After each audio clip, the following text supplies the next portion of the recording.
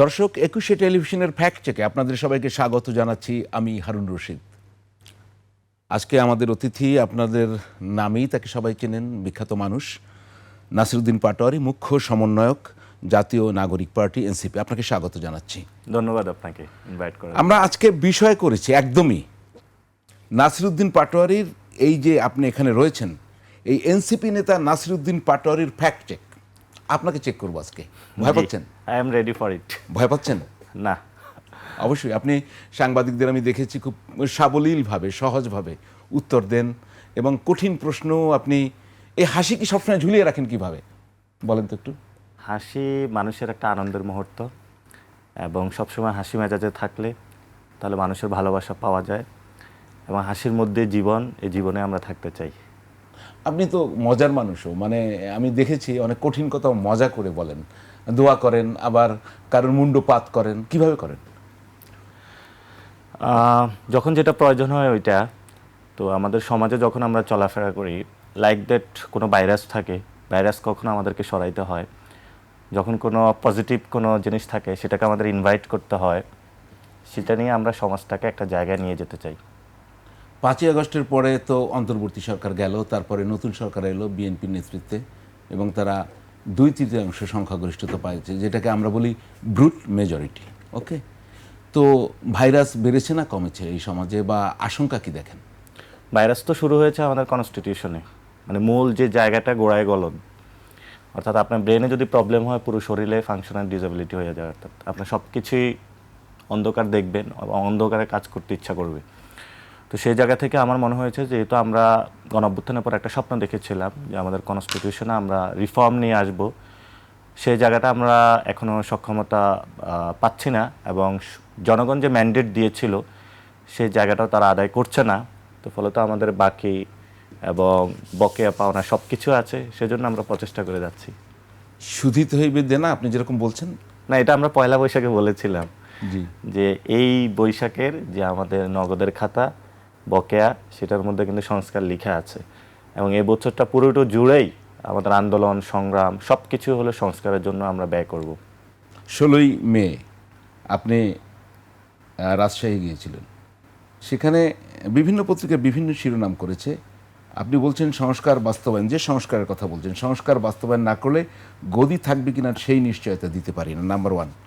আবার বলছেন যে সরকারকে লাল কার্ড, এর প্রেক্ষাপট আছে। আমরা যে কোনো একটা বক্তব্য দেখি না, তারপরে আলোচনা শুরু করি। দেখি আমরা আমরাও আজকে তারেক রহমানের কাছে চ্যালেঞ্জ ছুড়ে দিতে চাই, বাংলাদেশে যদি আপনি সংস্কার বাস্তবায়ন না করেন তাহলে বাংলাদেশে আপনার গতি থাকবে কিনা সে নিশ্চয়তা আমরা দিতে পারি না।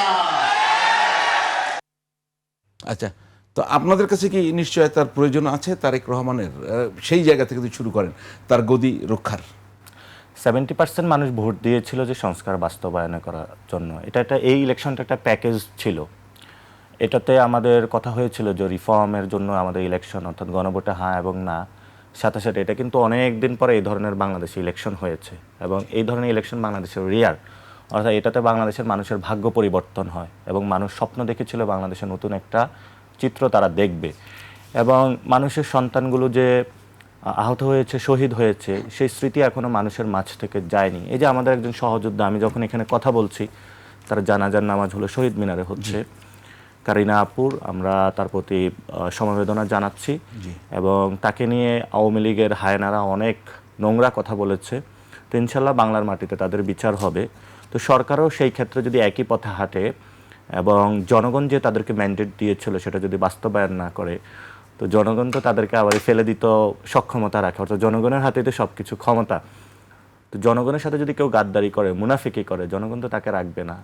তো যদি সরকার এই পথ মানি, অর্থাৎ সংস্কার বাস্তবায়ন করা ছাড়া অন্য পথে হাঁটে, তখন 4টা চেয়ারে 4টা থাকে, তো পায়া একটা একটা করে নড়চড় শুরু হবে, কখনো এদিকে হেলবে, কখনো ওইদিকে হেলবে, একটা পর্যায়ে ভেঙে পড়ে যাবে।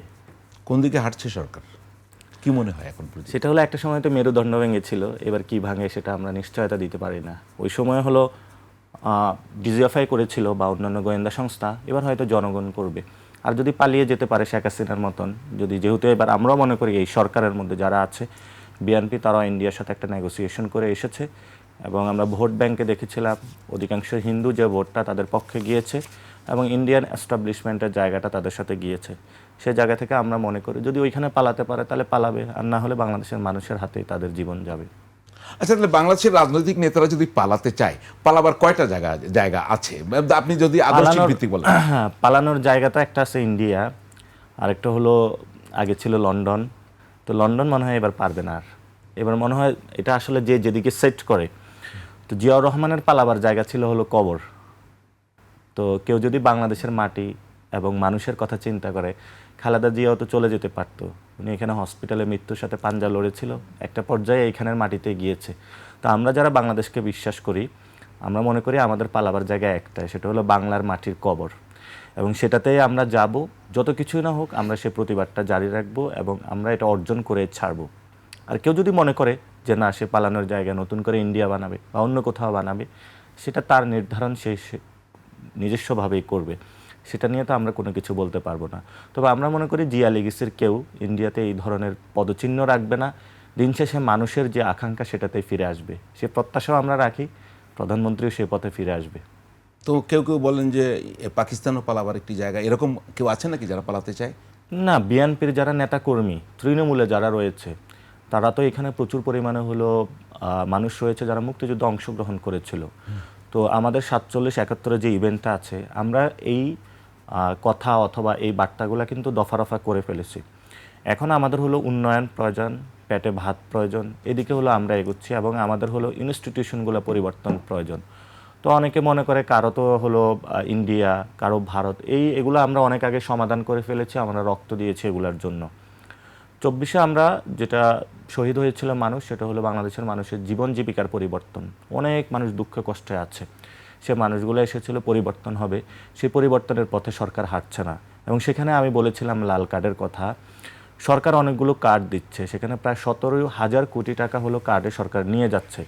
যে বাজেটটা সরকার করছে সেটা হলো এডিপির যে বরাদ্দ, সেটা থেকে হলো সরকার এখানে ট্রান্সফার করছে।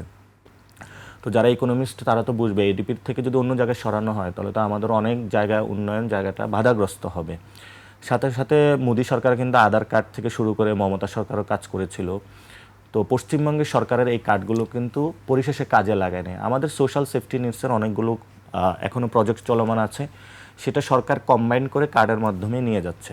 তো আমরা সেখানে দুইটা প্রশ্ন তুলেছিলাম। একটা হলো এই কার্ডগুলো কি বিএনপির যারা দলীয় যেভাবে হলো ব্যাংকে হলো একজন কি যেন ঋণ খেলাপিকে নিয়োগ দিয়েছে, তারপরে হলো ভার্সিটিতে হলো লাগারা লাগা ধান লাগা বিসিরে নিয়োগ দিয়েছে, এই ধরনের মানুষদের কাছে কার্ড যাবে নাকি আসলে প্রান্তিক লেভেলের যারা আসলে অসহায় তাদের কাছে যাবে, সে প্রশ্নটা করেছিলাম। সরকারের যদি বরাদ্দ সরকার যদি কার্ডের মাধ্যমে দিতে পারে সেটা তো ভালো। তো আমি বলেছিল সরকার যদি কার্ডে মানুষের কাছে টাকা না যায়, শুধু মানুষের বিএনপির লোকদের কাছে যায় বা দলীয় লোকদের কাছে যায়, গুন্ডা বাটপাটদের কাছে যায়, চাঁদাবাজদের কাছে যায়, তখন তো মানুষ এখানে হলো লাল কার্ডে হলো ঘর থেকে নিয়ে এসে তাদেরকে লাল কার্ড দেখাবে। আপনার লাল কার্ডের বক্তব্যটা কি আছে নাকি একটু শুনি? আসে তাহলে আমরা একটা কার্ড বানাবো, সেই কার্ডের নাম হলো লাল কার্ড। যে লাল কার্ডটা আমরা সরকারের হাতে ধরিয়ে দিব। এই কার্ডে যদি টাকা না আসে তাহলে আমরা একটা কার্ড বানাবো, সেই কার্ডের নাম হলো লাল কার্ড। যে লাল কার্ডটা আমরা সরকারের হাতে ধরিয়ে দিব। এই লাল কার্ড তৈরিতে ধরেন সরকারের কার্ডে তো আপনি বলছেন এডিপি থেকে টাকা যাবে বিভিন্ন জায়গায়, আপনি বলছেন যে ভারতে আধার কার্ড টার্ড ছিল, ওগুলা আসলে খুব সাকসেসফুল প্রজেক্ট হয়নি। জায়গা তো আপনাদের লাল কার্ডে কারা বিনিয়োগ করবে? লাল কার্ডে মানুষের রক্ত বিনিয়োগ হয় সাধারণত, রেড মানে লাল, সেটাতে দেখেছেন অসংখ্য মানুষ 24-এ রক্ত দিয়েছিল। এবং এই রেড কার্ডের মধ্যে বিএনপির অনেক লোকজন রক্ত দিবে, কারণ তারা তারেক জিয়ার এই পছন্দ করে না। অর্থাৎ উনি তো চালাচ্ছে হাওয়া ভবনের সিন্ডিকেট নিয়ে। মন্ত্রিসভায় যারা গিয়েছে সবাইকে হাওয়া ভবনের সিন্ডিকেটের মধ্যে আছে নাই তো। এবং যারা লন্ডন থেকে এসেছে ধরেন কয়েকজন ব্যক্তিকে উনি নিয়ে সব কিছু চলে। অনেক মন্ত্রী থেকেও আমরা খোঁজ পাই যে ওনাদের ফাইল আটকিয়ে দিচ্ছে, প্রতিমন্ত্রীদের তো কোনো খোঁজে নাই। যখন মানুষ সিন্ডিকেটের মধ্যে যায় ওনার লোকরা কিন্তু ওনার উপরে বিরক্ত হচ্ছে। শেখ হাসিনা এভাবে চালিয়েছিল যে শেখ ফ্যামিলির কোথাও নিক্সন, ওই যে আপনার বাগেরহাটে একজনকে দাঁড় করিয়ে দেয়। অর্থাৎ ফ্যামিলির মধ্যে আপনার চান্দা দিতে হবে দুই জায়গায়, একটা হলো হাসিনা অফিস আর একটা হলো রেহানা অফিস দিতে হবে। এখনও ওই ব্যবস্থাটায় জারি আছে, একটা অফিসে যাচ্ছে এবং কয়েকটা মানুষ হলে এগুলো পাচ্ছে। সরকারের ভিতর যারা তারাই তো বেশি ফুসে উঠবে, কারণ এই মানুষগুলো গুলিতে বিদ্ধ হয়েছিল, এই মানুষগুলো জেল খেটেছিল। বিএনপির অনেক লোক আমাদের সাথে যোগাযোগ করে, জেল খাটলাম আমি, মামলা খাইলাম আমি, আর বিদেশ থেকে কিছু লোক আইসা হলো সব কিছুর হলো ক্রিম ভোগ করতেছে। তো ওনারা কে বসে বসে আঙ্গুল চুষবে নাকি ওনারাও রেড কার্ড দেখাবে? আচ্ছা, তো বলছিলেন আপনি তো এই যে অবজারভেশন আপনার এখন সিন্ডিকেট, আবার সেটা অবজারভেশনের অথেন্টিসিটি কোথায়, মানে আপনি কি ভিত্তিতে বলতে চান এটা?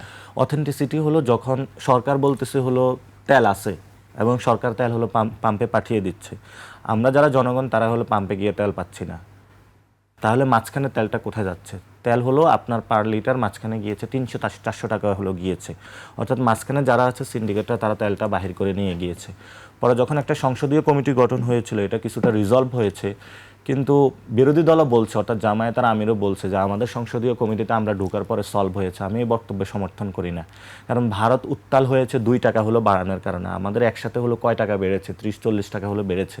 বাংলাদেশের মানুষ আসলে খুব অসহায়, তাদের মুখ খুলে কথা বলারও জায়গা নেই আসলে, অর্থাৎ আপনার ট্রান্সপোর্টেশন থ্রু থেকে প্রত্যেকটা জায়গা কিন্তু এটা ইফেক্ট পড়েছে। তো এটা কোনো সভ্য দেশে একসাথে এত টাকা তেলের দাম বাড়ানো এটা আসলে হইতে পারে না, এটা বাংলাদেশে হয়েছে। 2 নম্বর জিনিস হলো যে আপনার এই কারণ বাজার অফিসের নিচে আপনি একটু ঘুরে দেখবেন, সেই সিন্ডিকেটগুলো বন্ধ হয় নাই এখনও। আমি কয়েকদিন আগে এই যে রাজশাহী থেকে আসতেছিলাম, বিভিন্ন জায়গায় ভ্রমণে যাচ্ছি, এখনও তো বিভিন্ন জায়গায় টোল আমরা দিচ্ছি, মানুষ তো প্রতিনিয়ত এটা আমরা এক্সপিরিয়েন্সের মধ্যে দিয়ে যাচ্ছি। তো এই চাঁদাগুলো তো, তারপরে গুলিস্তানের ব্যবসায়ীরা আমাকে ফোন দিচ্ছে, এই যে মোতালেব প্লাজায় ডিরেক্টলি সেখানে ইন্টারভেন করে। থেকে ফোন আসে না? মতিঝিলে তো হলো ওই সেখানে ডিরেক্টলি তারা সব কিছুই দখল দিয়েছে, মতিঝিল থেকেও ফোন আসে, সব জায়গা থেকে ফোন আসে, আমি কয়েকটা জায়গা বললাম। এখন এই চান্দা তো শুধু হলো এরকম ছোট ব্যবসায়ী না, বড় ব্যবসায়ী, অনেক বড় বড় ব্যবসায়ী বলে ভাই রাতের বেলা যদি গুলশান অফিস থেকে ফোন আসে ওই দিনটা হলো মাটি হয়ে যায়। তো অনেক বড় বড় ব্যবসায়ী এই দুঃস্বপ্নের মধ্যে দিয়ে তাদের জীবন চলছে, তারা তো আমাদের কাছে বলে। তারপরে আমি একটা ওয়েবসাইট খুলেছিলাম চান্দাবাজ, সেখানে 13,000 রিপোর্ট পড়েছে, যেখানে মানুষ দুঃখ কষ্টের কথাগুলো বলে। অনেক মানুষ আমাদেরকে নক দিয়ে বলে এই পরিস্থিতির মধ্যে দিয়ে যাচ্ছি, আমার ঘর দখল করছে। যে ইলেকশনের আগে হিন্দুদের ঘরে ঘরে গিয়ে হলো ধমক দেওয়া হয়েছে। 5th গণ অভ্যুত্থানের পরে হিন্দুদের উপরে কিন্তু এই বিএনপি অনেক হামলা চালিয়েছিল, বলতেছে এটা হলো ট্রেইলার, এবার যদি ভোট না দাও সামনে বড় ট্রেইলার দেখবে। আগে এটা আওয়ামী লীগ করতো, এবার হলো বিএনপি। তাহলে শাহ আলী মাজারে কারা হামলা চালালো? অলরেডি তো অ্যারেস্ট হয়েছে।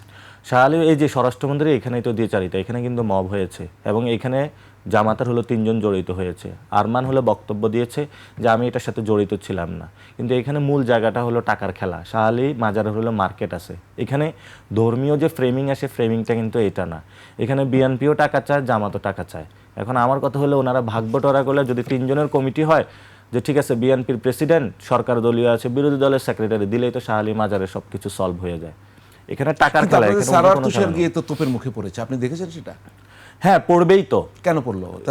তারা কিন্তু বললো, আমি ভিডিওটা দেখাতে পারছি না, আপনি নিশ্চয়ই দেখেছেন, যে এনসিপি কেও দায়ী করেছে এই হামলার জন্য। তারা, আমরা শুধু এনসিপি আজকে না, গণ অভ্যুত্থানের পর থেকে যেখানে যা কিছু হয় সেখানে এনসিপিকে একটু দায় দিয়ে দিতে হবে। কারণ হলো মনে করো যে এনসিপি হলো ফিউচার শক্তি বা নতুনভাবে দাঁড়াচ্ছে, সেই জায়গায় যদি তারা কোথাও একটু ফ্রেমিং করে দিতে পারে তাহলে বাচ্চাগুলোর একটু দমায় রাখতে পারবে। সো কল তারা যেটা বিএনপি থেকে এটা বলে থাকে যে শিশু পার্টি তারা বলে থাকে, তো ওনাদের শিশুগুলো ওনাদের একটু ঘরে শুনে দেখার দরকার। ওনাদের বাপের চেয়ে হলো শিশুগুলো একটু বেশি চালাক। অনেক বিএনপি নেতা গেলে বাবা এদিকে আসলে একটু ফেসবুকে ঢুকতে পারতেছেন, একটু চালায় দাও, কোন দিকে কি চলতেছে একটু দেখে তো। পোলা বলে বাবা অর্থনীতি তো অবস্থা খারাপ, বাপে বলে তাই নাকি। এই হলো বর্তমান পরিস্থিতি। একটু চালাক, এটাকে কি ফাদার অ্যাডভান্স বলবো না অন্য কিছু বলবো? এটা হলো যুগের সাথে অনেকে তাল মিলিয়ে চলতে হয়। ওনারা হলো ওল্ড গার্ডস বলে এগুলাকে, অর্থাৎ ওই মানুষের হলো দুর্নীতি চাঁদাবাজি টাকা আসে, তো ওনাদের হলো খাপ খায়ে জনগণের সাথে যে রাজনীতি ওনারা তো এটা করে না, ফলে তো নিজেদের কোনো পরিবর্তনও করতে হয় না। কিন্তু অনেক সন্তান রয়েছে রাজনীতিবিদদের, যেমন সালাউদ্দিন ভাই সন্তান রয়েছে এডুকেটেড, তারপরে খুসরু ভাইয়ের ছেলে রয়েছে ব্যবসা করে, ইসরাফিল ভাই এডুকেটেড, এরকম হলে মোশাররফ হোসেনের ছেলে খন্দকার মোশাররফ হোসেনের ছেলে রয়েছে এডুকেটেড, মিয়া রফিকুল ইসলামের ছেলে রয়েছে রাত ভাই, ওনারা কিন্তু এডুকেটেড, ওনারাই অবস্থাগুলা জানে বুঝে, হয়তো দেখে যে কিরে ভাই আমার বাপ এগুলা করেন, কি করবে ওরা, অসহায় অবস্থায় আছে আমাদের জেনারেশন। একটু ফিরে আসি, দুটো জিনিস আমি একটু বিস্তারিত জানতে চাই। প্রথমত আপনি বলছিলেন যে আপনি যে চান্দাবাজ যে ওয়েবসাইটটি খুলছিলেন 13,000 আপনার ওখানে অভিযোগ এসছে বা যে রিপোর্ট এসছে, সেটার উত্তর আমি একটু পরে জানবো। তার আগে এবং সেগুলা কি করেছেন, আপনি কি করবেন সেগুলো দিয়ে। সেকেন্ড হচ্ছে, ফোন আপনার কাছে কেন আসবে? চান্দার শিকার লোকজন, এটা তো সরকারের কাছে যাবে, পুলিশের কাছে যাবে, তাদের কাছে না গিয়ে আপনার কাছে কেন আসে? আপনি কি ফাটাকেষ্ট? আচ্ছা, প্রশাসনে হলো এখানে আমি প্রশ্ন করছি, আপনি কি ফাটাকেষ্ট? না, আমি ফাটাকেষ্ট না, আমি জনকেষ্ট বলতে পারেন। তো প্রবলেম হলো ধরেন আমাকে তো 50,000 মানুষ ভোট দিয়েছে, তো ওইখানে মানুষগুলা তার যে প্রবলেমগুলোতে পড়ে সেখানে মানুষগুলা কিন্তু আমার কাছে আসার চেষ্টা করে এবং আমাদের প্রশাসনও এই ক্ষেত্রে জড়িত আছে। এখন দেখেন সীমান্তে বলে যে হত্যা হয়, তাহলে মাদকের এটা তো স্বরাষ্ট্রমন্ত্রী অ্যালাউ করতেছে, নাহলে মাদকটা ঢুকে কিভাবে? উনি যদি হলো পুরো সীমান্তের জায়গায় ক্লিন করে তাহলে তো মাদক ঢুকে না। এখন স্বরাষ্ট্রমন্ত্রী বলতেছে তাকে খতিয়ান দেখার জন্য, তো খতিয়ান দেখায় মানুষের যা টাকা দেওয়া হলো তার জীবনটা আছে, তার কি জীবন হারাবে? এগুলো আমাদের পুলিশ বাহিনী থেকে শুরু করে সবাই তো জড়িত। আমরা তো রিফর্ম চেয়েছিলাম যে পুলিশের পরিবর্তন হোক, সেটা যেহেতু হয় নাই, আগের সিস্টেমগুলো চালু আছে, মানুষ তো থানায় যেতে এখনও ভয় পায়। আপনার এখন একটা প্রবলেম হোক, আপনি থানায় যাবেন না, আপনি নিশ্চয় অন্য কাউরে ফোন দিবেন, কারণ থানায় গেলে আপনি আর একটা প্রবলেমে পড়বেন। যে ঝামেলা আছেন দ্রুত এটা থেকে উদ্ধার হইতে পারলেও হলে বাঁচেন। আর ওই যে অভিযোগ 13,000 এগুলো কি প্রকাশ করবেন? এগুলো তো একটা আমল এগুলো না। হলো যাতে কোনো ভুল কোনো কিছু না যায় সেজন্য হলো আমরা এগুলাকে রিচেক করতেছি, যাতে হলো যেগুলো প্রুভেন বা কাছাকাছি মনে হচ্ছে যে না এগুলা সত্য, সেগুলো আমরা যেহেতু স্বরাষ্ট্রমন্ত্রী চেয়েছে তার কাছে একদিন গিয়ে হ্যান্ড ওভার করবো, দেখি উনি বিচার করে কিনা। আমরা এই আলোচনা চালিয়ে যাব এবং আরও বিষয় আপনার সঙ্গে তুলব, তবে তার আগে একটা বিরতি নিয়ে আসছি। দর্শক, ফ্যাক্ট চেকে এ পর্যায়ে একটি বিরতি নিচ্ছি, ফিরবো একটু পরেই, সঙ্গেই থাকুন।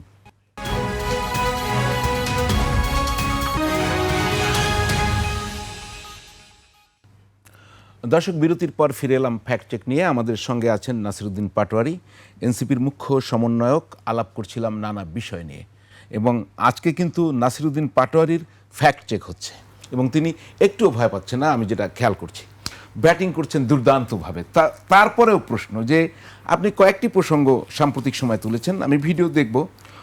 স্বরাষ্ট্র এবং পররাষ্ট্রমন্ত্রী দুইজনকেই চুরি করতে বলছেন, এক নম্বর। হ্যাঁ, যে আপনি সেকেন্ড হচ্ছে বলছেন সরকারের এমপি মন্ত্রীরা, আমি একটু করি, মাদক ব্যবসায় জড়িত। আপনি কেউ কেউ বলেন, আমি কেউ কেউ বলে হয়তো বা কেউ কেউ হতে পারে। আবার মাদক সেবী কিনা তারা প্রশ্ন তুলছেন। আমরা একটু দেখি, পুরোটা না দেখলে একটু বিভিন্ন দেখি। ব্যবসার সাথে জড়িত আছে, চোরাকারবারি, মাদকের সাথে, তাদেরকে আইনের আওতায় নিয়ে আসার জন্য। এবং বর্তমান পরিস্থিতিতে আমরা যেটা দেখছি, স্বরাষ্ট্রমন্ত্রী এবং পররাষ্ট্রমন্ত্রী ওই দুইজনে হলো ওনাদেরকে চুরি করিয়ে রাখা দরকার।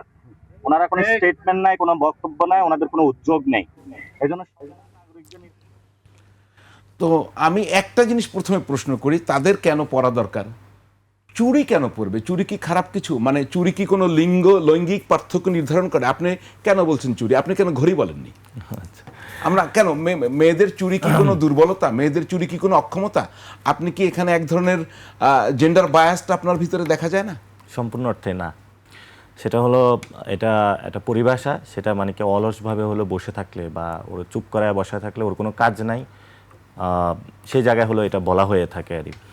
তো এই ধরনের বাংলা অনেক শব্দ পাওয়া যায়, কিন্তু এটা কোনো জেন্ডার বায়াসড বা ওই সেন্স না। এখন অনেকেই এটা নিয়ে কথা তুলছে, যাদের মনে হচ্ছে যেন ওইদিকে একটু ঠেলে দিতে হবে, ওইদিকে তারা ঠেলে দেয়, কিন্তু এটা সম্পূর্ণ না। প্রথম হলো যে স্বরাষ্ট্রমন্ত্রী উনি কিন্তু কোন দলের? জাতীয়তাবাদী দলের, অর্থাৎ nationalist party, party, Bangladesh national, Bangladesh nationalist party. কোনো জাতীয়তাবাদী সীমান্ত হত্যা হবে আর সে স্বরাষ্ট্রমন্ত্রী হয়ে বসে থাকবে কোনো কমেন্ট না করে, আর বলবে এটা ভারতের আভ্যন্তরীণ বিষয়। সীমান্ত মানে হলো আন্তর্জাতিক, এবং এই যে দায়িত্বহীন জ্ঞান কথাবার্তা, এবং আমাদের যে ফরেন মিনিস্ট্রি রয়েছে উনি কয়েকদিন আগে কিন্তু ভারতে গিয়েছিল এবং ইন্টারন্যাশনালি উনি অনেক ধৈর্য করতেছে। তো সেই জায়গায় তার থেকেও ভালো কোনো আমরা স্টেটমেন্ট পাই নাই। স্টেটমেন্টটা দিয়েছে প্রধানমন্ত্রীর উপদেষ্টা হুমায়ুন রশিদ ওনার নাম। সো অর্থাৎ যিনি ফরেন মিনিস্টার, অ্যাক্টিং অফিসে যিনি রয়েছেন, অর্থাৎ দায়িত্বে যিনি রয়েছেন উনিও কথা বলছেন না। আবার যিনি স্বরাষ্ট্রমন্ত্রী উনি ফরেন মিনিস্টারের কথা বলছেন, ফরেন মিনিস্ট্রির বক্তব্য স্বরাষ্ট্র মিনিস্ট্রি থেকে আসতেছে।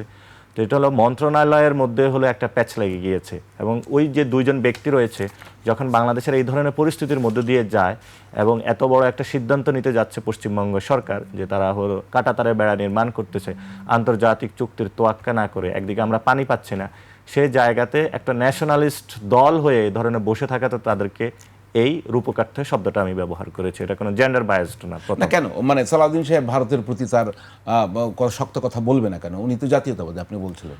উনি তো ভুয়া জাতীয়তাবাদী, উনি বলবে না তো। কারণ যদি সত্যিকারের জাতীয়তাবাদী হতো তাহলে সীমান্ত হত্যার বিরুদ্ধে কথা বলতো। এবং আপনার একজন মনে আছে যে ইলিয়াস আলী, যাকে গুম করে দেওয়া হয়েছিল, উনি কিন্তু একটা লং মার্চ করেছিলেন। তো হয়তো ওনার জীবনের অপরাধ এটাই ছিল, লং মার্চটা করার কারণে আজকে উনি নাই। দেখেন বিএনপির কেউ কিন্তু ইলিয়াস আলীর কথা বলবে না এখন আর। তো ফলত তারা ভয় পায় যে কোন সময় সে গুম হয়ে যায়। তো সালাউদ্দিন সাহেবও অনেকে বলে শিলং থেকে এসেছেন, হয়তো কোনো চুক্তি করে এসেছেন। ফলতস্বরূপ ওনারা তো বিএনপি এই ইলেকশনের মধ্য দিয়েই ভারতের সাথে একটা রফা দফা করে এসেছে, ফলত তাদের থেকে কোনো কথা আসবে না। সেই জায়গায় আমরা বলেছি যে তাদেরকে এই ধরনের অলসভাবে বসিয়ে থেকে অন্য কাউকে দায়িত্ব দেওয়া বা সত্যিকার অর্থে যিনি জাতীয়তাবাদী ধারণ করে তাকে বসানো উচিত বলে মনে করি। না, নাসিরুদ্দিন পাটোয়ারি, আপনাকে কি আমি ভুয়া বলতে পারি? আপনি আমাকে ভুয়া বলতে পারেন অথবা পারেন না, সেটা হলো আপনার কাছে প্রশ্ন থাকবে আমার কর্মকাণ্ড বা অ্যাক্টিভিটিস দেখে। এবং রাজনীতিতে সব কিছু হলো সায়েন্স না, পলিটিক্যাল সায়েন্স বলে যেমন আছে, আর্টসও বলে আছে আরই। তো সেই জায়গা থেকে আমরা তো সব কিছু যারা পলিটিক্যাল এরিয়াতে আছে সব কিছু হলো জনগণের সামনে প্রকাশ করতে পারি না, অনেকগুলো কারণে আছে। কিন্তু আমরা এটার যে এজেন্সটা সেটা মানুষকে দিয়ে থাকি এবং মানুষ সেটা হলো বুঝে। এবং যারা একটু ক্লোজ থাকে পাওয়ারের সাথে তারা হয়তো এই কথাগুলো ধরতে পারে না। আপনি অনেক দেখবেন পার্সোনালি উনি অনেক ভালো লোক, কিন্তু politically he is not correct. যেমন আমি যাদের কথা বলছি, আমি কিন্তু পার্সোনাল লাইফে এই লোকগুলোকে পছন্দ করি, তাদের সাথে আমার আড্ডা হয়, কথা হয়। আমি আপনাকে প্রশ্নটা করলাম এই কারণেই যে আমরা কি কাউকে ভুয়া বলতে পারি, আপনি যেভাবে বললেন। হ্যাঁ, ভুয়া, যদি সে ভুয়ার কাজ করে তাহলে তো ভুয়া হবেই। উনি ভুয়ার আচ্ছা, বিপরীত শব্দ তো আর আমি বলতে পারবো না। আর পররাষ্ট্রমন্ত্রী তো অন্তর্বর্তী সরকারের সময় ছিলেন, তার সঙ্গেই তো আপনারা তাকে সখ্যতা ছিল, এখন কেন তিনি চুরি পড়বেন? না, পররাষ্ট্রমন্ত্রী সম্পর্কে আমরা বক্তব্য দিয়েছিলাম এবং সেখানে বলেছিলাম যে ওনার তো থাকা এখানে এই ক্যাবিনেটে অংশগ্রহণ করা উচিত হয় নাই। তো ওইটা তো ছিল একটা নিরপেক্ষ সরকার ছিল আর এবং আপনি যে অর্থে বলেছিলেন আমাদের সরকার, সেটা কিন্তু আমরা সরকার থেকে চলে এসেছিলাম এবং যারা ওইখানে গিয়েছিল আমরা কিন্তু রাজনৈতিক অঙ্গনে তাদেরকে কখনো একসাথে আমরা করি নাই এবং সরকারের মতন চালিয়েছে। যদি আমাদের সরকার হতো তাহলে তো আমাদেরকে দফা রফাটা বেশি করে দিয়ে যেত, আমরা অনেকগুলো সিট পাইতাম। কেউ আমরা বলে জনগণের চেষ্টা মধ্যে করছে, পারেনি। চেষ্টা করলে কেন পারবে না? চেষ্টা করলে অন্যদের জন্য পারবে আর এদের জন্য পারবে না, এটা তো দ্বিচারিতা। চেষ্টা করলে পারতো। চেষ্টা করবে কেন? আমরা তো, আমাদের কাছে তো অনেক অফার এসেছিল, আমরা বলছি আমরা জনগণের মধ্যে থাকবো। কি কি ধরনের অফার যদি দু একটা বলতেন? এস্টাবলিশমেন্টে সবাই তো অফার দিয়ে থাকে। কি রকম দেশে? যে তোমাদের দল আমরা বানিয়ে দিই, তোমার ভালো সিট পাবা। আমরা বলছি আমরা জনগণের মধ্যে থাকি। আসসালামু আলাইকুম। না, নিশ্চয়ই একটা প্ল্যান দিয়েছিল তারা। প্ল্যান হলো তারা চেয়েছিল যে যে গণ অভ্যুত্থানটা হয়েছিল, নতুন একটা ফোর্স বাংলাদেশে আসুক এবং উইথ দিয়ার যে তাদের কথা মতো, অর্থাৎ জিয়াউর রহমানও তো একটা দল গঠন করেছিলেন ক্যান্টনমেন্ট থেকে, ঠিক না? তা আমরা আর বাংলাদেশে কোনো ক্যান্টনমেন্টের দল চাই না। এটা হলো আমি একটা একটু বিষয়। চাচ্ছি যে প্ল্যানটা কি ছিল তাদের? প্ল্যান এটা বাংলাদেশের যে, এটা তো আর্মির একটা প্রভাব তারা রাখতে চায় সব সময় এবং বিদেশি শক্তিও একটা প্রভাব রাখতে চায়। তো তারা তাদের একটা ফোর্স রাখতে চায় যে ফোর্সটা দিয়ে জনগণের বিরুদ্ধে কাজ করায়। সেটাই ছিল। তো আপনি এর আগে আমার বিরতিতে যাওয়ার আগে এবং মাঝখানে বলছেন যে আপনি বারবারই বলছেন যে আপনার আরেকটা প্রশ্নের তো উত্তর দেয়নি, মাদকের বিষয়। মাদক, না, সেটাই আসবো আমরা। ও আচ্ছা। সেটা আসবো, মানে বলছি যে যেহেতু বিএনপিকে বারবারই বলছেন যে ভারতের সমর্থনে, তাহলে ভারত কি এখনো 5ই আগস্টের এই বিপ্লবের পরও কি এখানে সরকার বসাতে পারে? মানে তাহলে আপনারা কেন ভারতকে ঠেকাতে পারলেন না? এটা পারে, কারণ আমাদের যে মুক্তিযুদ্ধের আকাঙ্ক্ষাটা ছিল সাম্য, মানবিক মর্যাদা এবং ন্যায় বিচার, কিন্তু সেটাতে শেখ মুজিব তাদের যে ঘেটুপুত্র তাকে দেওয়া হলো, নিজেদের মতন একটা কনস্টিটিউশন তারা বানিয়েছে এবং বাংলাদেশের যে এখানে মানুষের আবেগ যেটা রয়েছে সেটাকে তারা খারিজ করেছে এবং আমরা সেই জায়গাটা পরিবর্তন করতে চেয়েছিলাম। এটা জিয়াউর রহমানের সুযোগ ছিল, উনি করে নাই। এবারও আসছে, তার সন্তান হলেও এটা করে নাই। তো যখন আপনি ইন্ডিয়ান যে বয়ানগুলা যায় তারা এখানে মানুষের উপর অত্যাচার চালাতে, আপনিও সেটার মধ্যে থাকতেছেন এবং সেটাকে সাবস্ক্রাইব করতেছেন এবং সেটার কোনো পরিবর্তন চাচ্ছেন না, তাহলে তো আপনি ওই রাজনীতির অংশীজন হচ্ছেন। যখন পরিবর্তন হলো ওই বয়ান থেকে বের হয়ে বাংলাদেশের মুক্তিযুদ্ধের যে রিয়েল যে আকাঙ্ক্ষা, সাম্য, মানবিক মর্যাদা এবং ন্যায় বিচার, আপনি সেটাতে যাচ্ছেন না। ইন্ডিয়ান যে প্ল্যান্ট শেখ মুজিব, তার মাধ্যমে যে জায়গাটা করতেছেন আপনি, তখন তো সেই অংশ এবং প্ল্যানের সাথে আপনি যাচ্ছেন। সেখানে আমরা রাজনীতির ক্ষেত্রে দেখেছি তারা ইন্ডিয়ান প্ল্যানের অংশ হিসাবে কাজ করতেছে। বাংলাদেশের জনগণের যে মুক্তির আকাঙ্ক্ষা, ওই জায়গায় তারা কাজ করছে না। ভারত বিএনপিকে তো আমরা একটি ভারতের এই যে সীমান্তে আগ্রাসন, সীমান্ত হত্যা সবসময় দেখছি একটা বিরোধী অবস্থানে। তো আমিও মনে করতাম। এখানে কোথায়, এখানে কি আপনি কাউকে দেখেন যে বিএনপির ভিতরে ভারতপন্থী কোনো লোক আছে? অবশ্যই আছে। কিভাবে, কারা আছে? মানে এটা হলো মানুষের বক্তব্য, অ্যাক্টিভিটিস এবং রাজনৈতিক অবস্থানের কারণে। আমি কাউকে পার্সোনালি জাজ করব না, সে কি পাকিস্তানে ভ্রমণ করে আসছে নাকি ইন্ডিয়া ভ্রমণ করে আসছে। ইন্ডিয়া আমরা যাইতে পারি, নো প্রবলেম। ইন্ডিয়া তো অন্য দেশে যদি আমরা চায়না যাইতে পারি, আমেরিকা যাইতে পারি, ইন্ডিয়া কেন যাইতে পারবো না? ইন্ডিয়ার জনগণের সাথে তো আমাদের কোনো খারাপ সম্পর্ক নাই। কিন্তু তার রাজনৈতিক যে বক্তব্য দিচ্ছে সেই বক্তব্যের অবশ্যই আমাদের ক্রিটিক থাকবে, এবং তার রাজনৈতিক যেই বক্তব্য তারা উপনীত হয়েছে সেটা বাংলাদেশের যে আকাঙ্ক্ষা সেটার সাথে যাচ্ছে না। তখন তো আমরা তাদের সেই বয়ানের সাথে যারা সাবস্ক্রাইব করে এবং তাদের সেই রাজনীতি যারা টিকিয়ে রাখতে চায় সেটা আপনি দেখেন। এই পর্যন্ত যে জায়গাটা হলো সীমান্ত হত্যা হয়েছে, নদীর পানি নিয়ে তারা বলো ওই যে জাগো বাহে, তারা তিস্তার একটা প্রোগ্রাম করলো ইলেকশনের আগে ভোট পাওয়ার জন্য। এখন তাদের জাগো বাহে কোথায়? পানি কই? পানি আসে নাই, এবং তারা স্পষ্ট কোনো বার্তাও তারা দিতে পারে না। তারা একটু বিড়ালের মতন ম্যাও ম্যাও করে মানে কথা বলে, শুভেন্দুর বাঘের মতন যে গর্জন করবে। তাহলে শুভেন্দু তো আর আপাদমস্তক একটা মানে সে তো তাকে আমি হিন্দুও বলবো না, সেটা নকল হিন্দু, যে হলো বাংলার মধ্যে একটা হলো দাঙ্গা লাগানোর চেষ্টা করতেছে। আমরাও আমাদের জায়গা থেকে সেই দাঙ্গায় আমরা অংশগ্রহণ করব না। আমরা এখানে এটা ৭১-এ আমরা মেসেজ দিয়েছিলাম, ২৪-ও আমরা মেসেজ দিয়েছিলি, এখানে বাংলার বৌদ্ধ, খ্রিস্টান, হিন্দু, মুসলমান সবাই একসাথে আমরা শান্তিতে বসবাস করব। গঙ্গা পাড়ের যারা সবাই আমরা একই গঙ্গার, কেউ অজু করে পানি দিয়ে, কেউ এখানে হলো জল স্নান করে সে যায় পূজা দেয় এখানে। সো আমরা এখানে কোনো মত পার্থক্যের জায়গা থেকে যে দাঙ্গাবাজ শুভেন্দুর সে ফাঁদে আমরা পাওয়া দিব না। আর এই ধরনের বাংলাদেশ থেকেও যারা এই ধরনের কোনো উস্কানিমূলক কাজ করতে চাবে আমরা তাদের পাদও পা দিব না। আমাদের স্পষ্ট কথা, বাংলাদেশের যে মুক্তিযুদ্ধের আকাঙ্ক্ষা, সাম্য, মানবিক মর্যাদা, ন্যায় বিচার, সেই ভিত্তিতে বাংলাদেশ চলবে। এখানে কোনো দ্বিজাতি অথবা বিভাজনের যে রাজনীতি সেটা আমরা সাবস্ক্রাইব করব না, কাউকে করতেও দিব না। আচ্ছা, আমার কি ওই ভিডিওটা আছে যে উনি বলেছেন নাসিরউদ্দিন পাটোয়ারি যে এমপি মন্ত্রীরা মাদক ব্যবসার সঙ্গে জড়িত? তাহলে দেখতে পারি না, আলোচনায় চলে যেতে পারি। আচ্ছা আচ্ছা আচ্ছা, চুরি পড়ার সাথে এটা আছে। আপনি এভাবে ঢালাওভাবে কিভাবে অভিযোগ করেন, এবং আপনি মাদক সেবী কিনা সেই প্রশ্নও করেছেন, মানে আমি তো তাজ্জব। হ্যাঁ, সেটা হলো আমি প্রশ্নটা করছি, যারা হলো আপনার ইয়াবাকি ঢাকা শহরে পাওয়া যায় নাকি যায় না, একই রুটে আসে এবং এটা পাওয়া যাচ্ছে। তাহলে কক্সবাজারের যে একটা জামায়াতের আসন নাই, সেখানে সবগুলো হলো বিএনপির আসন, এবং কক্সবাজারে এক স্বরাষ্ট্রমন্ত্রী রয়েছে, তাহলে কক্সবাজার দিকে দিয়ে ইয়াবা ঢুকে কিভাবে? সে প্রশ্নটা আমি রাখি, আপনি উত্তর দিতে পারবেন? তাহলে মন্ত্রী, স্বরাষ্ট্রমন্ত্রী, তার এলাকা দিয়ে মাদক ঢুকে ইয়াবা ঢাকা পর্যন্ত আসে কিভাবে?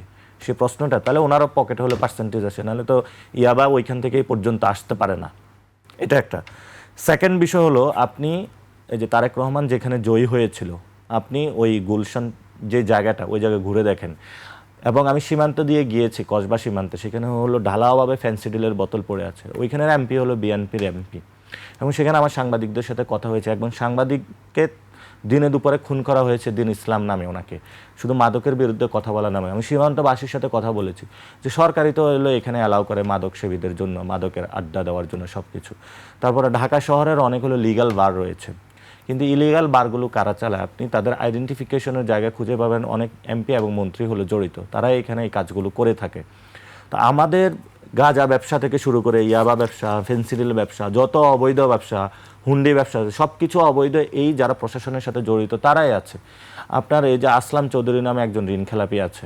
তারপরে হলো আপনার এই সংসদে বিএনপির যে কয়েকজন হলো এমপি এবং মন্ত্রী হয়েছেন, তাদের আপনি ডেটা ঘাটবেন, তাদের কি কি মামলা হয়েছিল, তারা কোথায় কোথায় যায়, আপনি ডিরেক্টলি ইনভেস্টিগেশন করবেন, কোন কোন হোটেলে তারা বসে রাতের আধারে কি করে। আমি এই ইন্টারকন্টিনেন্টালের 5 তারিখের পরে 6 তারিখ বা 7 তারিখের এখানে এসেছি।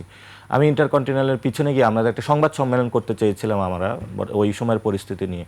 সেখানে হচ্ছে মেয়েদের নিয়ে মদের আড্ডা বসে ইয়াবা ফেন্সিল নিয়ে আমি অনেক বিএনপি নেতাকে ওইখানে দেখেছিলাম। আপনি এখন টকশো চলতেছে, এগুলো প্রয়োজনে প্রমাণ করতে পারবেন আমি শুধু প্রমাণ না, আপনি এখনই যান, আপনার ঢাকা শহর না পুরো বাংলাদেশে অবৈধ যে দেহ ব্যবসা থেকে শুরু করে যে হোটেলগুলোর ওনার কারা, সেখানে আপনি নিয়ে খোঁজ করে দেখেন। আপনি যদি খোঁজ না পান তাহলে আপনি আমাকে প্রশ্নটা করবেন। আপনি কি দায়িত্ব নিয়ে বলছেন? হ্যাঁ, দায়িত্ব নিয়ে আমি বলছি, কারণ আমরা তো এই সেক্টরগুলো দেখেছি। আমরা তো গত যে ইউনুস সরকার ছিল ওই সময় তো আমরা রাষ্ট্রের সাথে অনেক জায়গায় আন্দোলনগুলো দমাতে গিয়ে দেখেছিলাম যে কারা এগুলার ওনার। এখন হয়তো আমরা প্রশাসনের সাথে কাজ করি, আমাদের কাছে অনেক কেসগুলো এসেছিল, তারা আমাদের কাছে অনেক অফার করেছিল, কিন্তু পরে শুনেছি যে তোমরা তো কাজ করো নাই, ঠিকই কিন্তু বিএনপির ওই এমপির সাথে বসে আমি কিন্তু এটা দফা করে ফেলেছি। তো আমরা তো স্টেটটা জানি, এখানে তো আমাদেরকে এমন করতে হবে না যে আমরা কিছু জানি না। আমরা স্টেটের অনেক ক্লোজলি অংশে দেখেছিলাম, যদিও এটা আমরা সিনিয়র সিটিজেনদের কাছে দিয়েছিলাম, আমরা স্টেটের কোথায় কি চলে সবকিছু ক্লোজলি দেখার সুযোগ হয়েছিল। আপনি ক্লোজলি দেখেন এবং অথেন্টিকেটেডলি বলেন, দায়িত্ব নিয়ে বলেন। আজকে একটা প্রশ্নের জবাব চাই। এই আসিফ নজরুল স্যারের যখন যিনি অন্তর্বর্তী করে উপদেষ্টা ছিলেন, জি। যে ছাগল চুরির ঘটনা ঘটেছিল, জি। আপনার নামে চলে এসেছে তার সাথে। আসলে ঘটনাটা যদি সম্পর্কে মানে ওটা খেয়েছিলেন, মানে কিভাবে চুরি করেছিলেন? কোথায় এসেছিল? পত্রিকায়। কোন পত্রিকায়? আমি নাম ঠিক বলতে পারবো না। এই যে বলতে পারবেন, মানে হলো আসলে আপনি ঘটনাটা কি? সাংবাদিক হয়ে কোথায় এসেছিল উইদাউট ইনফরমেশন বলতেছেন? না এটা না, একটা পত্রিকায় এসেছিল, আমি দেখছি। এটা জি। আসছিল হলো আপনার বক্তব্য ছিল সেখানে। এটা বাংলা আউটলুকে এসেছিল। বাংলা আউটলুক, জি, জি, বাংলা বাংলা আউটলুকে এসেছিল। এটা করেছিল মুক্তাদির রশিদ ভাই। তো কয়েকদিন আগে হলো ওনার সাথে আমি এক জায়গায় খাচ্ছিলাম, আড্ডা দিচ্ছিলাম। তো বললাম যে ভাই আপনি এটা কেন করলেন? একটু ইন্টারেস্টিং মনে হয়েছে, কিছু ইন্টারেস্টিং ঘটাতে পারলে সাধারণত সাংবাদিকদের কোনো বিষয় হলো সামনে চলে আসে। প্রথম হলো আসিফ নজরুল স্যার হলো বিপ্লবের সাথে বড় একটা গাদ্দারি করেছিলেন। ফলত ওনার কি ছাগল খাওয়া জায়েজ না জায়েজ না সেই প্রশ্নটা আপনার কাছেই। তবে আমি এটার সাথে জড়িত ছিলাম না, তবে ছাগল খাওয়া হয়েছে এটা সত্য। এবং হলো অনেকের আরও ফলমূলও খাওয়া হয়েছে, এটা সত্য। এটা হলো প্রতিবেশী থাকলে এক একজনের আড্ডা গল্পে অনেক কিছু হয়, কিন্তু এটা আমি এটাতে জড়িত ছিলাম না। এবং তবে ছাগল জবাই করা হয়েছে, খাওয়া হয়েছে, স্যারকে আরেকটা ছাগল কিনে দেওয়া হয়েছিল, এটা আমি ঘটনা জানি এবং কিভাবে হয়েছিল সেটাও জানি। এটা তাদের আভ্যন্তরীণ স্যার কি বিষয়। খুব কষ্ট পেয়েছিলেন ছাগল চুরিতে? স্যার তো একটু সব কিছুতেই কষ্ট পায়, হয়তো বা বিএনপি যদি 300 সিট পায় না, এই জন্য স্যার মনে হয় আরেকটু বেশি কষ্ট পেয়েছে, অথবা মানে আরও কি বলবো ওনার সম্পর্কে, হয়তো বাংলাদেশে উনি সংস্কারের বিষয়টা, সংস্কার একটা কমিশন গঠন হয়েছে, ওইটাতে উনি কষ্ট পেয়েছে। উনি অনেক কিছুতেই কষ্ট পায় এবং উনি হয়তো প্রধান উপদেষ্টা হতে পারে নাই, এটা তো উনি কষ্ট পেয়েছে। তো ওনার কষ্টের আসলে শেষ নাই। কিছু মানুষ আসলে জীবন ভরে হলো তাদের হলো কষ্ট, তো এই কষ্টের তাদের কোনো লাঘব হবে না আরই। তো যারা যে বাংলাদেশের মানুষের পক্ষে থাকবে, আপনার মতন হাসি মুখে থাকবে, আমাদের মতো, আমাদের কোনো আসলে কষ্ট নাই। শুনবো আপনার বক্তব্য। দর্শক, ফ্যাক্ট চেকে নাসিরউদ্দিন পাটোয়ারির আরো কষ্টের কথা আর আনন্দের কথা আমরা শুনবো, তবে তার আগে আরো একটি বিরতি নিচ্ছি, ফিরবো একটু পরেই, সঙ্গেই থাকুন।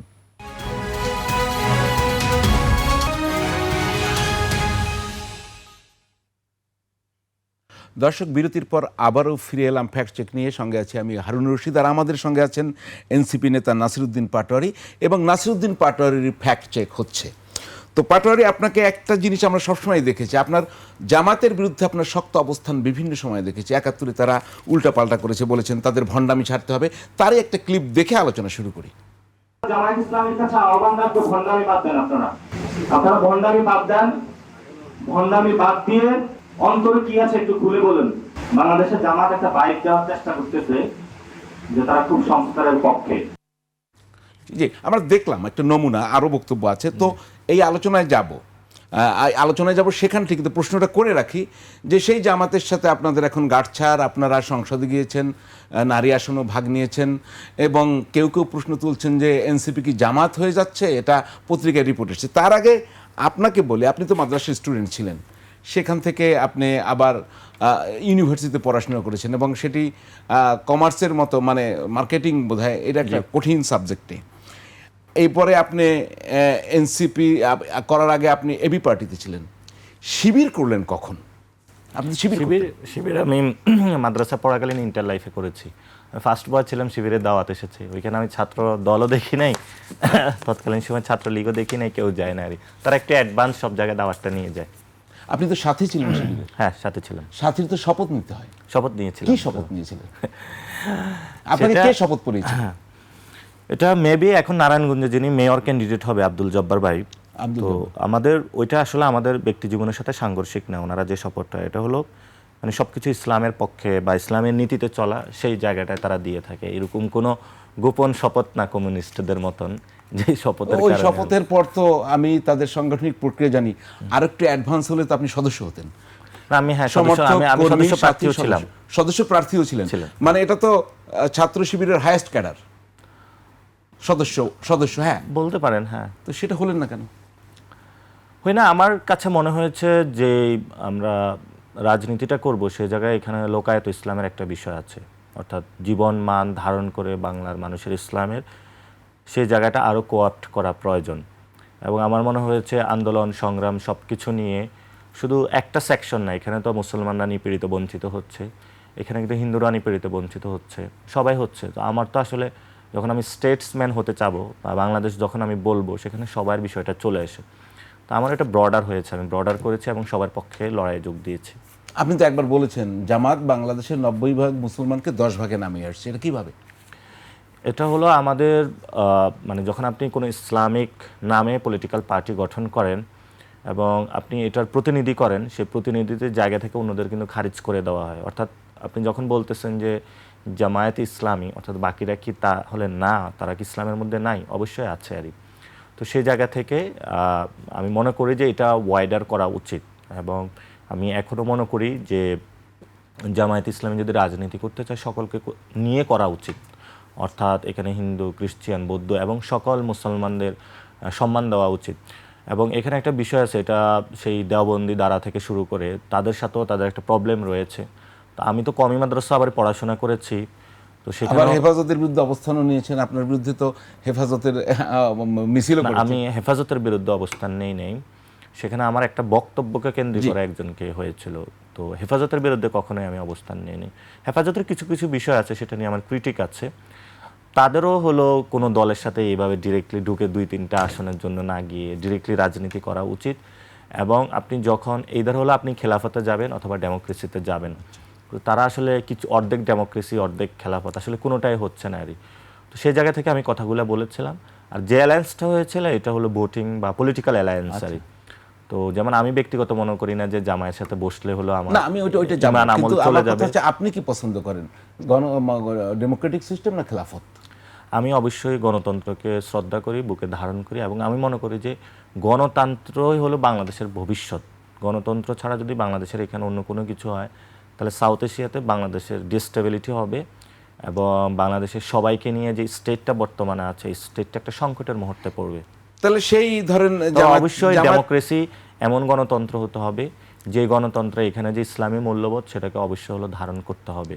আপনি এখানের যে মানুষের যে আবেগ অনুভূতি, তাদের প্রতিদিন 5 ওয়াক্ত যে নামাজ, এগুলোর বিরুদ্ধে দাঁড়িয়ে সেই গণতন্ত্র এখানে কায়েম করলে হবে না। তো সেই জামাতের সঙ্গে থেকে, মানে কেউ বলেন জামায়াতের কোলে উঠে, কেউ বলেন জামায়াতে বিলীন হয়ে কি আপনারা গণতন্ত্র প্রতিষ্ঠা করতে চান কিনা, মানে আসলে পদ্ধতিটা কি? কেউ কেউ বলছে জামায়াতের পেটে ঢুকে গেছে। না, আমরা তো শুরুর যাত্রাটা এককই করেছিলাম, পরবর্তীতে ইলেকশনের সময় আসলে বাইনারি হয়ে যায়। তো এখানে আমাদের মূল এজেন্ডা বা প্রিন্সিপালের জায়গা ছিল যারা সংস্কারের পক্ষে কাজ করবে বা কমিটমেন্টটা দিবে, তারা যেহেতু কমিটমেন্ট দিয়েছিল এবং তারা স্টিল মাঠে এটা নিয়ে কিন্তু আমরা একসাথে সমাবেশ করতেছি, সেই জায়গা থেকে কিন্তু জোটটা হয়েছে। বিএনপি সংস্কারটা চায় না, হয়তো বা বিএনপি সংস্কার চাইলে বিএনপির সাথে আমাদের জোটটা হতো। ফলত এখানে জামায়াতের যে আদর্শিক অবস্থান অথবা যেটা, সেই জায়গা থেকে আমরা কিন্তু জোটটা করিনি। আমাদের একটা মধ্যপন্থী দল আমরা, এবং আমরা বিশ্বাস করি ডান বাম এখানে মূল রৈখিক বিষয় না, এখানে মূল রেখার বিষয়টা হলো আমাদের হলো গণতান্ত্রিক সংগ্রাম এবং অর্থনৈতিক সংগ্রাম। আমরা এটাকে বিচার করেছি, আমরা মনে করেছি সংস্কার হলে বাংলাদেশের গণতন্ত্র ঠিক হবে, এভাবে হলো ভোট ডাকাতি হবে না, গণতন্ত্র এস্টাবলিশ হলে এখানে মানুষের যে অর্থনৈতিক সংগ্রাম আছে সেই জায়গাটা আমরা গুছিয়ে আসতে পারবো। জামায়াত 71-এ কি ভণ্ডামি করেছে? আমি ক্লিপটা দেখলাম না, সময় নেই, আপনাকে আলোচনার না, জামায়াত আমি এটা বলি না, আমি বলছি সংস্কারের বিষয়ে তারা যে বিষয়, কারণ আমরা যখন ওই ইলেকশনের আগে সাইন করতে গিয়েছিলাম জুলাই সনদে, সরি, জামায়াত 71-এ উল্টা পাল্টা কাজ করেছে আপনি বলছেন, ভিডিওটা কি দেখবো? দরকার আছে? আপনি দেখাতেও পারেন না, অথবা দরকার নেই, আমি আপনি উল্টা পাল্টা কি করেছিল 71-এ? জামায়াতের ওই সময় বাংলাদেশে যখন সকল মানুষ একটা জায়গায় স্বাধীনতার জন্য জীবন প্রাণ দিয়ে হলো যুদ্ধ করতেছিল, তাদের রাজনৈতিকভাবে তারা সেই সংগ্রামে অংশগ্রহণ করা উচিত ছিল। এটা জামায়াতের লিডাররা বলে, তাদের সেটা অনেকে রাজনৈতিক ভুলও হতে পারে, তাদের সঠিকও হতে পারে, কিন্তু মুক্তিযুদ্ধের যে আকাঙ্ক্ষা, সাম্য, মানবিক মর্যাদা, অর্থাৎ সবাই যে যুদ্ধে নেমে গিয়েছিল তারা তো সেটাতে অংশগ্রহণ ডিরেক্টলি করে নাই। সেই জায়গা থেকে আমি মনে করি তাদের এটা রাজনৈতিক একটা উল্টাপাল্টা কাজ ছিল। তারা এখন কি লাইন মতো চলে এসছে? আমরা যতটুকু তাদের সাথে মিশছি, আমি মনে করি তারা বাংলাদেশের সার্বভৌমত্বে বিশ্বাস করে, এবং যদি আমাদের সাথে গেরুয়া পতাকা অথবা ইন্ডিয়ান অ্যাগ্রেশন এখানে শক্তিশালী আকারে আসে, জাতীয়তাবাদী শক্তির চেয়ে জামাত ইসলাম হলো অগ্রগামী হয়ে বেশি যাবে, এটা মনে হয় আমার। কারণ তাদের মধ্যে দেশপ্রেম রয়েছে ধর্মীয় জায়গা থেকে, এবং তাদের সেটা তারা কারেকশনের জায়গায় এসেছে। অনেকে বলে, অনেকাংশ লিডার, যে জামায়াতের 71 সালে যদি তারা যুদ্ধে নামতো এটা তাদের জন্য ভালো হতো, এবং সেই জায়গাটাতে তারা কারেকশনের জায়গায় আছে। এটা হলো আমার সেন্স, যদি এই ধরনের কোনো কিছু হয়, বাংলাদেশের প্রতি তাদের কমিটমেন্ট আছে এবং বাংলাদেশের পক্ষে তারা লড়াই করবে। তো মানে বিএনপির সঙ্গে যদি আপনাদের জোট হওয়ার তো কথা ছিল, হতে পারতো কি যদি বেশি সিট পেত? যদি এটার সিট ইস্যু না, এটা হলো সংস্কারের ইস্যুটা। যদি দেখেন আমরা কিন্তু ইলেকশনের প্রিপারেশনটা নিয়েছিলাম ইলেকশনের আগে 1 থেকে 2 মাস। আমরা যদি ইলেকশনটা 6 মাস আগে প্রিপারেশন নিতাম অথবা অভ্যুত্থানের পর থেকে, তাহলে কিন্তু আমরা আরও বেশি ভালো করতাম। আমরা বলেছিলাম যে সংস্কারের এই বিষয়ে একটা পর্যায়ে যাওয়ার পরে তখন আমরা ইলেকশনের কথা চিন্তা করব। আমাদের জায়গা থেকে আমরা সংস্কারটাকে প্রাইম রেখেছি। তো ওই সময় তো 3টা এজেন্ডা ছিল, সংস্কার, বিচার এবং নির্বাচন। আমরা সংস্কার এবং বিচার নিয়ে হলো ফাইটিংয়ে ছিলাম। বিএনপি এই দুইটাতে ফোকাস করে নাই, তারা ইলেকশন নিয়ে ব্যস্ত ছিল। তো আমাদের জায়গা থেকে ভবিষ্যতে হয়তো বা আমরা ইলেকশনটা আরও ফোকাস করব, হয়তো ভালো রেজাল্ট জনগণের ম্যান্ডেট নিয়ে, যদি জনগণ আমাদেরকে ভোট দেয় এবং তারা যদি ইচ্ছা পোষণ করে হয়তো আমরা ভালো করব। তো পার্লামেন্টের ভূমিকা কোথায়? এই যে এনসিপি এবং আপনার জামায়াত, তারা কি ধরেন যে আপনি যে ইস্যুগুলো বললেন সংস্কার সব কিছু মিলিয়ে সরকার গদিতে থাকতে পারবে কিনা, পার্লামেন্টে কি আপনারা কার্যকরভাবে সেরকম কিছু করতে পারছে আপনাদের এমপিরা বা প্রথমত সরকার একটা হানিমুন পিরিয়ডে রয়েছে। পার্লামেন্টারি সেশনগুলোতে সবাই বদ্রাচুচিত মানে যে আচরণটা আছে, যে পার্লামেন্টের শৃঙ্খলা রক্ষা থেকে শুরু করে সরকারকে একটু স্কোপ দেওয়া হচ্ছে যে সরকার হলো হেদায়েতের পথে ফিরে আসবে। সরকার সে পথে যাচ্ছে না। সেকেন্ড হলো আমরা কিন্তু ভোকাল ছিলাম এবং আমরা এই বিষয়গুলো প্রতিবাদ জানিয়েছিলাম। আমাদের প্রত্যেকটা এমপি এ বিষয়ে কথা বলেছে। এখন 3 মাস হয়েছে আমাদের 11 দলীয় জোটের 10টা সভা নামবে। আমরা প্রত্যেকটা বিভাগে যাচ্ছি, সেখানে মানুষের সাথে কথা বলছে, অর্থাৎ রাজপথে সংসদের যে বিষয়টা সেটা গড়িয়েছে এবং সেখানে আমরা সরকারকে সহযোগিতাও করতে চেয়েছিলাম, অর্থাৎ রাষ্ট্রের যে বিষয়গুলো রয়েছে। আর এখানে দেখেন বিএনপি সরকার হলো 2/3 মেজরিটি পেয়েছে। তো যে সেটেলমেন্টটা হয়েছে এটা হলো জাস্টিস বেসড সেটেলমেন্টটা হয় নাই। বাংলাদেশের সবগুলো ইলেকশনে তো সেটেলমেন্ট হয়ে থাকে। ডিপ স্টেট বা এস্টাবলিশমেন্টের অংশ আছে, তারা এটাতে অংশগ্রহণ করে থাকে। তো এটা একটা এই সময়ে যেটা হলো এটা খুব বাজে হলো এবং এখানে ইন্ডিয়ান এস্টাবলিশমেন্ট এবং ডিপ স্টেটের যারা রয়েছে তারা বিএনপিকে 2/3 মেজরিটি দিয়েছে, যাতে হলো তারা সংশোধন প্রক্রিয়া এগোতে পারে, সংস্কারটা হলো তারা বাদ দিতে পারে। তো আমাদের জায়গা থেকে আমরা যেটা দেখছি, অথবা আমার জায়গা থেকে বাংলাদেশের ভবিষ্যৎ রাজনীতি উত্তপ্ত হবে, যেটা হলো আমরা ইলেকশনের মাধ্যমে সেটেলমেন্ট করার কথা ছিল, আমরা সেই জায়গাটা তো বলা হয়ে থাকে যে ডিপ স্টেটের সাথে আপনাদেরও সম্পর্ক, আপনার জুলাই পরবর্তী সময়ে আপনারাই ডিপ স্টেটই আপনাদের পিছনে ছিল, এখন তাদের কাছে গেল ডিপ স্টেটে আমরা আসলে কখনোই অংশগ্রহণ করি নাই, যার জন্য আমাদেরকে ক্যারেক্টার অ্যাসোসিয়েশনের শিকার হতে হয়েছে। আপনি দেখেন একটা ছেলে বৈষম্য বিরোধী ছাত্র আন্দোলনের, সে পঞ্চগড়ে কমিটি গুছাতে যাবে, তার তো একটা গাড়ি প্রয়োজন এবং সে গাড়িটা সে ভাড়া করে গিয়েছে, ওই সময় তাকেও গালি দেওয়া হয়েছে। কিন্তু আপনি দেখবেন যে পুরা যদি রেশিও টানা হয়, যেমন আমার যদি আপনি পুরো লাইফ আপনি যদি গোয়েন্দা সংস্থা থেকে শুরু করে আমেরিকান গোয়েন্দা সংস্থা নিয়ে আসেন, আমি কখনো দুর্নীতির সাথে ইনভলভ হই নাই। আমার কিন্তু 1000 কোটি টাকার মালিক হওয়ার ওই সময় স্কোপ ছিল, বাংলাদেশে এই ধরনের দুর্নীতি চলে। তো আমরা অনেকে এটা থেকে নিরাপদ থেকেছি।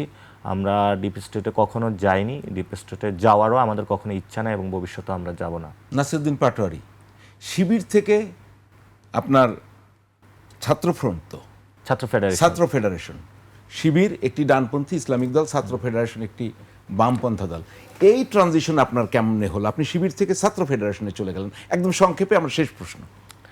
ক্যাম্পাসে ওই সময় ভোকাল ছিল ছাত্র ফেডারেশন এবং জুনায়েদ সাকিবকে আমার ভালো লাগতো, উনি টু দ্য পয়েন্টে অনেক কথা তখন বলতেন। এখন অবশ্যই বিপথে চলে গেছেন।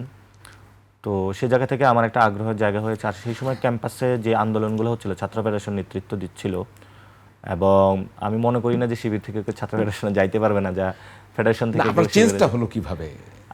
আমার ওই সময় মনে হয়েছে যে ছাত্রলীগের বিরুদ্ধে ফাইট করতে হবে।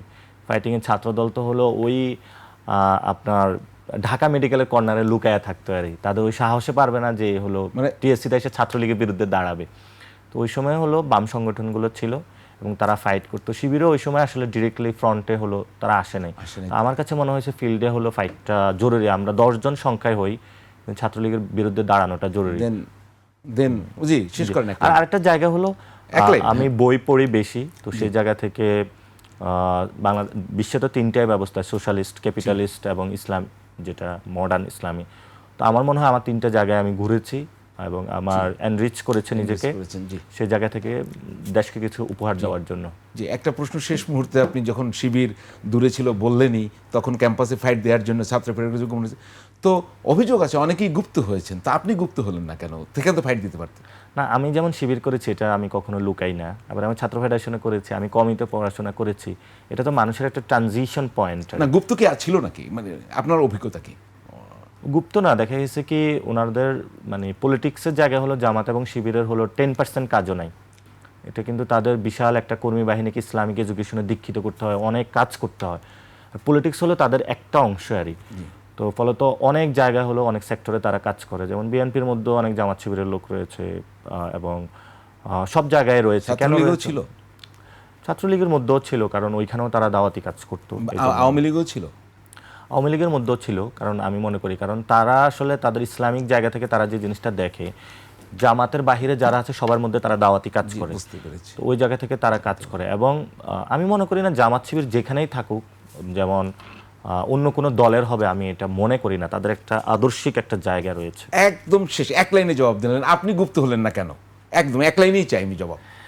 আমার মনে হচ্ছে যে আমি পলিটিক্সটা খুব ওপেনলি করি, আর আমি মানুষও মানে মানবিক মানুষের জায়গা থেকে, আমার ব্রেনের জায়গা থেকে যেটা সবচেয়ে ভালো ওইটা করি। এবং আমি কখনো আমি যখন শিবির ছেড়েছি, আমি কিন্তু আমার বুঝশুন করে ছেড়েছি যে না, এই পদ্ধতির এটার থেকে এই জায়গা হলো আমার কাজ করলে ভালো হবে।